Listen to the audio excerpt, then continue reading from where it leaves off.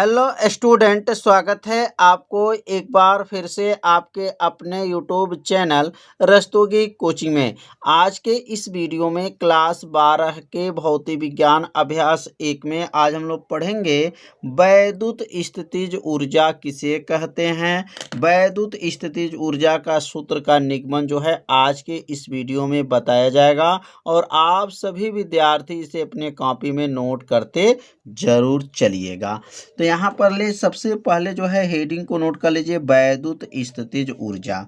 अब वैद्युत स्थितिज ऊर्जा क्या होता है? जब दो या दो से अधिक वैद्युत आवेश को एक दूसरे को जो है आकर्षित या प्रतिकर्षित करते हैं तो उनमें जो है एक कार्य करना पड़ता है। उस कार्य को ही क्या कहा जाता है? वैद्युत स्थितिज ऊर्जा कहा जाता है। तो परिभाषा यहाँ पे जो है लिख लीजिए। क्या इसकी परिभाषा होगा?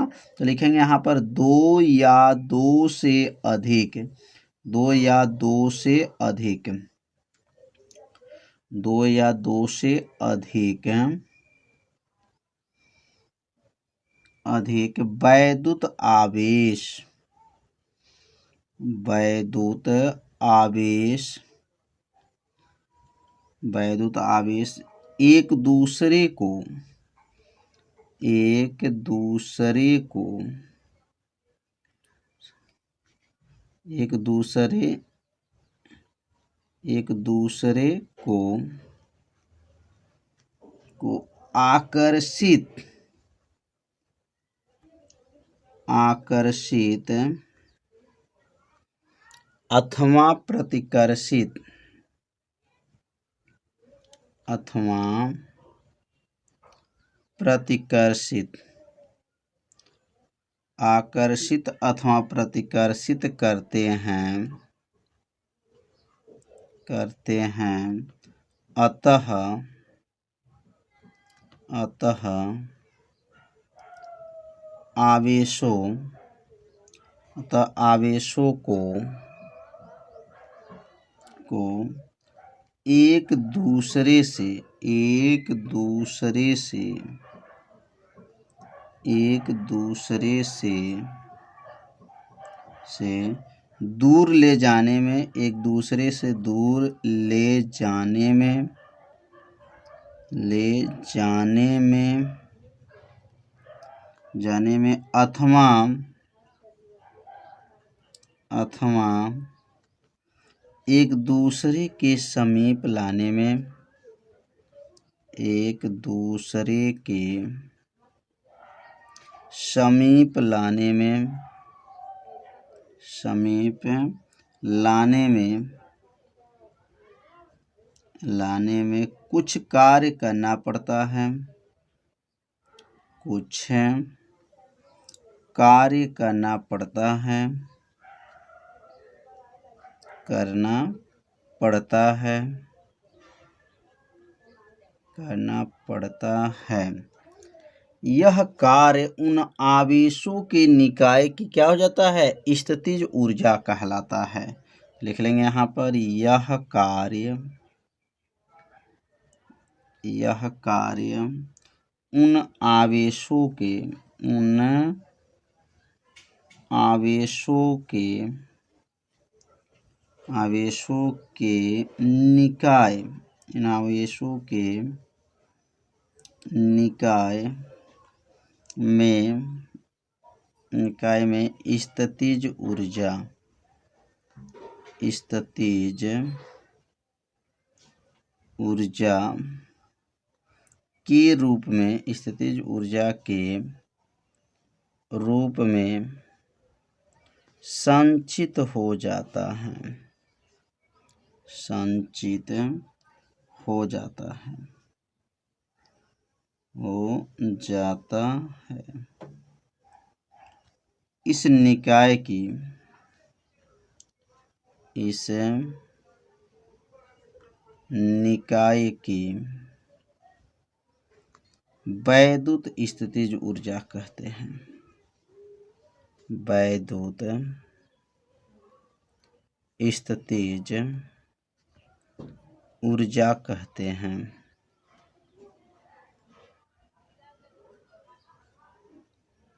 कितना आसान परिभाषा है। तो इस परिभाषा को जो है 2 बार जब आप सभी विद्यार्थी पढ़ेंगे तो परिभाषा आपको क्या होगा, याद हो जाएगा। तो क्या है, जब 2 या 2 से अधिक वैद्युत आवेश, जब यहाँ पर जो है कम से कम 2 आवेश ले सकते हैं, 2 से अधिक भी आवेश हो जाएगा, लेकिन कम से कम इसमें 2 आवेश को लेना पड़ेगा। जब एक दूसरे को आकर्षित अथवा क्या करते हैं, प्रतिकर्षित करते हैं, तो आवेशों को एक दूसरे से क्या हो, दूर ले जाने में अथवा एक दूसरे से जो है समीप लाने में कुछ कार्य करना पड़ता है। यह कार्य उन आवेशों के निकाय के क्या कहलाता है, स्थितिज ऊर्जा के रूप में संचित हो जाता है और इसे वैद्युत स्थितिज ऊर्जा कहते हैं। यहाँ लिख सकते हैं, इसे U से प्रदर्शित करते हैं, इसे U से प्रदर्शित करते हैं, प्रदर्शित करते हैं। इसका मात्रक जूल होता है, इसका मात्रक जूल होता है। कितना आसान है, इसका मात्रक जो है क्या है, जूल होता है। जैसे यहाँ पर एक आवेश जो है Q1 है और यह आवेश जो है कुछ दूरी पर जो है, तो कुछ दूरी पर जो है आवेश जो है यहाँ पर Q2 है। तो यहाँ का जो आवेश के बीच की दूरी है वह R है। तो यहाँ पर 2 आवेश है, पहला आवेश का नाम Q1 है, दूसरा आवेश का नाम Q2 है। यहाँ पर इसका बिंदु का नाम A हो जाएगा और यहाँ बिंदु का नाम B है। तो अब यहाँ पर वैद्युत स्थितिज ऊर्जा की गणना करना है कि वैद्युत स्थितिज ऊर्जा कितना होता है। तो यहाँ पे लिखेंगे आवेश, आवेश Q1 के कारण, ध्यान देंगे आवेश किसके कारण, Q1 आवेश के कारण बिंदु B पर, बिंदु B पर वैद्युत विभव,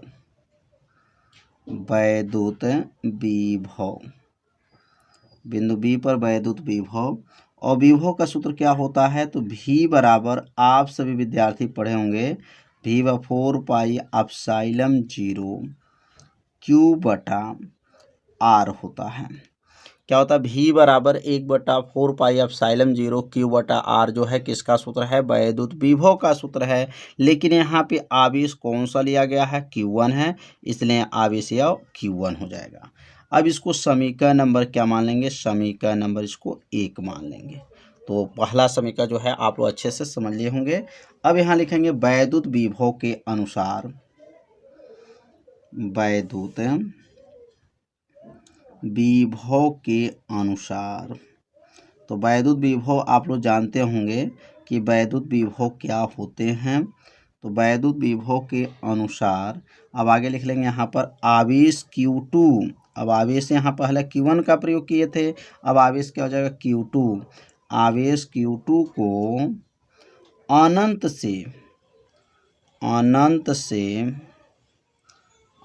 से बिंदु B पर, अनंत से बिंदु B पर B तक लाने में किया गया कार्य, लाने में किया गया कार्य, कार्य को किससे प्रदर्शित करेंगे, W से। तो अब यहाँ लिखेंगे W बराबर हो जाएगा, तो कार्य पर W बराबर हो जाएगा और यहाँ सूत्र क्या होगा, तो यहाँ सूत्र हो जाएगा Q2V होगा। सूत्र क्या बनेगा, W का, क्योंकि W का सूत्र जैसे V का सूत्र आप लोग पढ़े होंगे W बटा Q होता है। अगर यहाँ से ऐसे गुणा कर दें तो ये क्या बन जाएगा, W बरा क्या बनेगा, VQ बनेगा। तो इसी सूत्र का जो है प्रयोग यहाँ पर किया गया है। तो W व Q2 मतलब यहाँ आवेश कौन सा लेना है, तो Q2 आवेश लेना है, क्योंकि यहाँ क्या लिखा गया है, Q2 आवेश को, तो यहाँ Q2 आवेश हो गया, V है तो V हो जाएगा। तो ये समझ में आ गया होगा कि ये सूत्र कहाँ से बना है, तो V व W बटा Q से यह सूत्र को बनाया गया है। अब इसको हम लिख देंगे समीकरण नंबर 2 हो जाएगा। अब यहाँ समीकरण 1 का मान समीकरण 2 में क्या कर देंगे, रख लेंगे। तो यहाँ नीचे लिखेंगे समीकरण एक का मान जो निकला है, एक का मान समीकरण 2 में रखने पर, समीकरण एक का मान समीकरण 2 में रखने पर, 2 में रखने पर, तो समीकरण एक का मान समीकरण 2 में अब क्या करेंगे, रख लेंगे। तो समीकरण 2 हो क्या है, तो समीकरण 2 है W बराबर होगा, और यहाँ हो जाएगा Q2 इंटू भी था, अब भी का मान जो यहाँ पे रख लेंगे, तो W बराबर हो जाएगा आपका Q2 हो गया, और भी का मान समीकरण 1 में देख लीजिए क्या दिया गया है। समीकरण 1 में क्या है, 1/4 पाई एप्सिलॉन 0 Q1/r, यहाँ पे मान को रख लेंगे, तो क्या बनेगा 1/4 पाई एप्सिलॉन 0 Q1 बटा क्या हो जाएगा, R हो जाएगा। अब यहाँ पे इसको सीधा रूट में लिख लेंगे, तो W बराबर होगा 1/4 पाई एप्सिलॉन 0, और यहाँ हो जाएगा Q1 Q2 बटा क्या हो जाएगा, R हो जाएगा। तो यह जो सूत्र बना है समझ में आ गया होगा कि W बराबर सूत्र क्या बना, 1/4 पाई एप्सिलॉन 0 Q1 Q2 बटा क्या आ गया, R आ गया। लेकिन यह कार्य जो है किसके रूप में करता है, स्थितिज ऊर्जा के रूप में कार्य करता है। तो यह कार्य को जो है यहाँ पर W के जगह पर U लिख लेंगे। तो यह कार्य जो W था, अब W के स्थान पे क्या लिखेंगे, अब U। तो U बराबर हो जाएगा 1/4 पाई एप्सिलॉन 0 Q1 Q2 बटा R। तो यह जो सूत्र आ गया, किसका सूत्र आ गया, स्थितिज ऊर्जा का। और यहाँ क्यों U लिखे हैं, क्योंकि इसमें कहा गया, ऊपर पढ़े हम लोग कि जो कार्य होता है उस कार्य को ही वैद्युत स्थितिज ऊर्जा के रूप में जो है संचित हो जाता है। तो इसलिए यहाँ पर W के जगह पर U लिख देंगे, और यहाँ नीचे लिख देंगे यही वैद्युत स्थितिज ऊर्जा का सूत्र है। यही वैद्युत स्थितिज ऊर्जा का क्या है, सूत्र है। वैद्युत स्थितिज ऊर्जा का सूत्र है। समझ में आ गया होगा, बहुत सरल भाषा में बताया गया। तो सूत्र का निगमन जो है आप लोग अच्छे से अपने कॉपी में से क्या कीजिए, जरूर लेंगे। घन कोण। अब घन कोण होता क्या है, तो बहुत आसान इसका उत्तर है। तो किसी क्षेत्रफल द्वारा गोले के केंद्र पर जो कोण बनता है उसे घन कोण कहते हैं। अब जैसे यहाँ पे गोला है और गोले के केंद्र पर देख सकते हैं यहाँ पर डी ओमेगा बना हुआ है, तो यहाँ पर एक कोण बना है, इसी कोण को क्या कहा जाता है, घन कोण कहा जाता है। तो यहाँ पर किसी क्षेत्रफल, मतलब यहाँ पर यह इस क्षेत्रफल के अंतर्गत जो कोण बना है उसी कोण को ही घन कोण कहा जाता है। इसलिए लिखेंगे किसी क्षेत्रफल द्वारा, मतलब ये क्षेत्रफल मतलब डीए क्षेत्रफल द्वारा गोले के केंद्र पर जो कोण बनता है उसे घन कोण कहते हैं। इसे ओमेगा से प्रदर्शित, मतलब डब्लू के आकार का होता है, इसे ओमेगा से क्या करेंगे, प्रदर्शित करते हैं। और इसका मात्रक क्या होता है, तो इसका मात्रक जो होता है स्टेरेडियन होता है। अब यहाँ पे घन कोण का सूत्र क्या होता है, तो डी ओमेगा बराबर सूत्र होता है डी ए काश थीटा बट्टा क्या है, आर स्क्वायर होता है। तो यह सूत्र किसका है, तो घन कोण का यह सूत्र है। इस सूत्र को आप सभी विद्यार्थी याद रखिएगा, क्योंकि न्यूमेरिकल को जब हल किया जाएगा तो इस सूत्र का प्रयोग किया जाएगा। यदि मान लेते हैं थीटा बराबर अगर 0 अंश है, मतलब वहां पे कोण जो बना है 0 अंश का कोण बन गया है, तो डी ओमेगा बराबर क्या बनेगा, डी ए काश थीटा के जब क्या लिखेंगे 0, मतलब यहाँ पे थीटा जो दिखाई दे रहा है इसी थीटा के स्थान पे क्या रख सकते हैं, 0 अंश रख देंगे, बटा है आर स्क्वायर हो जाएगा। तो अब यहाँ लिखेंगे डीए हो जाएगा। और काश 0 अंश का मान क्या होता है, तो आप सभी विद्यार्थी जानते होंगे काश 0 अंश का मान जो होता है वह 1 होता है, बटा में क्या हो जाएगा, आर स्क्वायर हो जाएगा। अब डीए में 1 का गुणा करेंगे तो क्या बनेगा, डीए बटा क्या हो जाएगा, आर स्क्वायर हो जाएगा। तो डी ओमेगा बराबर क्या आ गया, डीए बटा आर स्क्वायर। ये किसका सूत्र है, तो घन कोण का सूत्र है।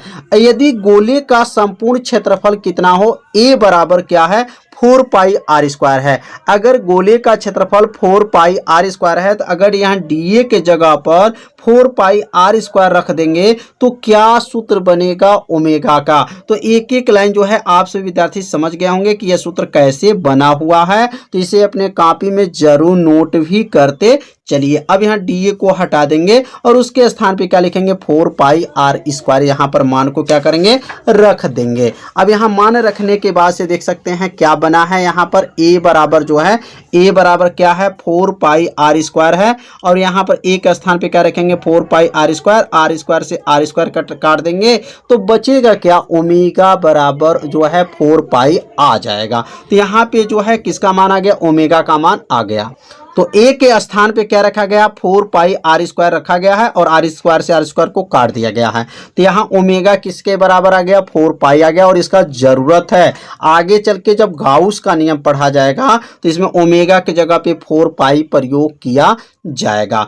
अब हम लोग पढ़ेंगे वैद्युत फ्लक्स होता क्या है, वैद्युत फ्लक्स किसे कहते हैं, वैद्युत फ्लक्स का जो है सूत्र क्या होता है। तो इसकी भी परिभाषा बहुत ही आसान है, बस थोड़ा सा ध्यान देंगे परिभाषा आपको क्या होगा याद हो जाएगा। तो कहेंगे वैद्युत क्षेत्र में स्थित किसी काल्पनिक पृष्ठ, मतलब वैद्युत क्षेत्र है लेकिन वहां पे काल्पनिक पृष्ठ में, याद रखेंगे काल्पनिक मतलब कल्पना करना है, काल्पनिक पृष्ठ से प्रति सेकंड में मतलब 1 सेकंड में गुजरने वाले वैद्युत बल रेखाओं की संख्या को वैद्युत फ्लक्स कहते हैं। तो जो वैद्युत बल रेखाएं होते हैं वह काल्पनिक निष्कोण वक्र रेखाएं होते हैं। यह बताया जा चुका है कि वैद्युत बल रेखाएं जो कैसे होते हैं काल्पनिक रेखाएं होते हैं, मतलब उस रेखा को कोई आज तक नहीं देखा है, कल्पना किया गया कि वैद्युत बल रेखाएं होते हैं, चुंबकीय बल रेखाएं होते हैं, लेकिन वह सब क्या होते हैं काल्पनिक है। तो यहाँ पर वैद्युत क्षेत्र में स्थित है किसी काल्पनिक पृष्ठ से प्रति सेकंड मतलब 1 सेकंड में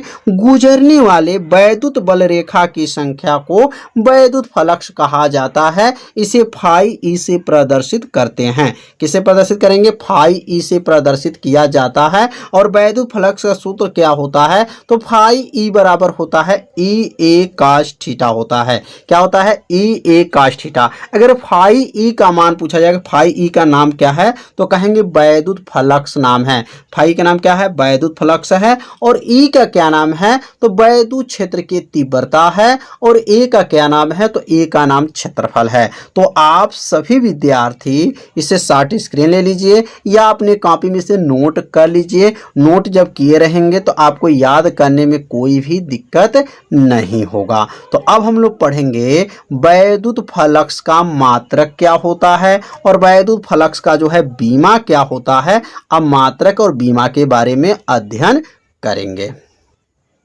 तो अब यहाँ पर हेडिंग नोट कर लेंगे वैद्युत फ्लक्स का मात्रक एवं बीमा। अब वैद्युत फ्लक्स का मात्रक एवं बीमा क्या होता है तो पहले सबसे पहले जो है सूत्र लिखना पड़ेगा। सूत्र क्या भी पढ़े हैं फाई ई बराबर ई ए काश थीटा पढ़े हैं, लेकिन काश थीटा को याद रखिएगा ना मात्रक होता है ना काश थीटा का बीमा होता है। तो यहाँ लिखेंगे फाई ई बराबर होगा ई ए हो जाएगा। अगले लाइन लिखेंगे यहाँ पर फाई ई का मात्रक बराबर होगा ई ए का मात्रक हो जाएगा।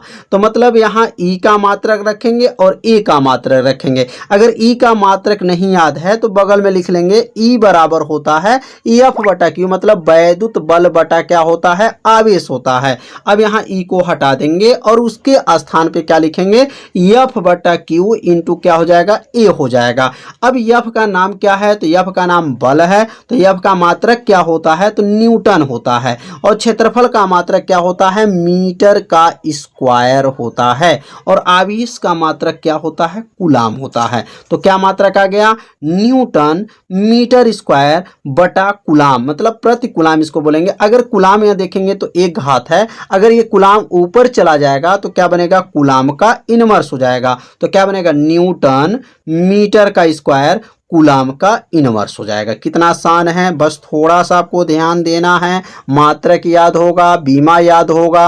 अब यहाँ पे इसका दूसरा मात्रक भी आप याद रखिएगा, फाई ई का मात्रक बराबर ई ए का मात्रक होगा। मतलब इसका सूत्र क्या भी बताया गया है तो फाई ई का सूत्र जो बताया गया है ई ए बताया गया है।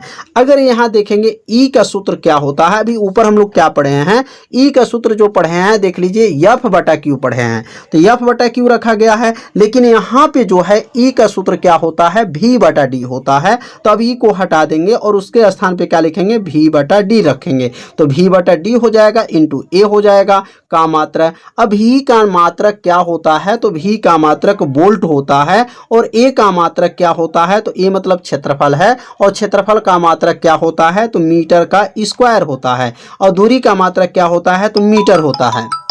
तो 1 मीटर से 1 मीटर को क्या करेंगे, काट देंगे।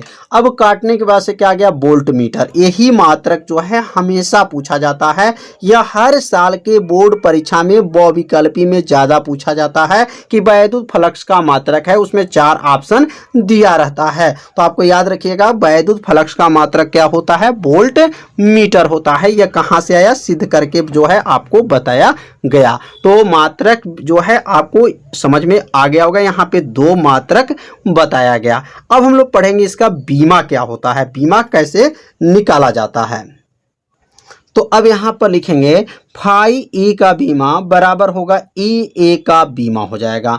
अब यहाँ ई का बीमा जब निकालेंगे तो ई का बीमा तो आपको याद नहीं है, तो अगर ई का बीमा नहीं याद है तो यहाँ ई का सूत्र लिखेंगे, ई बराबर होता है एफ बटा क्यू होता है। अब यहाँ ई को हटा देंगे और उसके स्थान पे क्या लिखेंगे, एफ बटा क्यू इंटू ए हो जाएगा।